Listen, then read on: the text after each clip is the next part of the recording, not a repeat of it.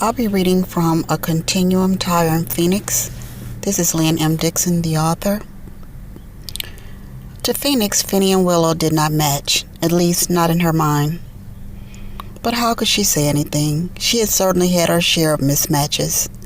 She tried to keep a straight face when he confided in her and simply said, "Oh, really?"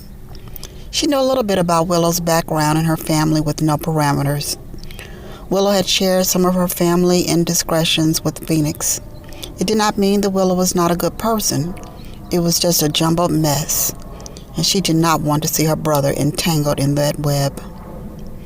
He was the weaker twin, and she did not think he was equipped to handle some of the surprises which would inevitably surface if he was connected to that family.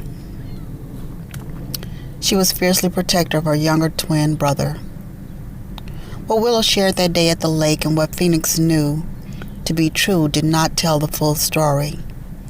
She remembered one of her uncles saying, "When you tell a part of something, it never adds up." This story did not come together. There were some chunks missing. But that day on the lake was not the day to unearth some of the unburied truths. Willow's state was much too fragile, and she did not want to push her over the edge. But if Phinny did not stop waking her up, she might consider looking Willow up to see what else had really happened that may have contributed to his demise. She understood why mothers shell their sons so forcefully.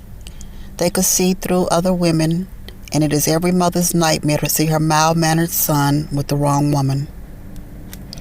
In the book of Proverbs it says, "Do not let your hearts turn aside to her ways. Do not stray into her paths, for she has cast down many wounded, and all who are slain by her were strong men. Her house is the way to hell, descending to the chambers of death." Proverbs 7:25-27.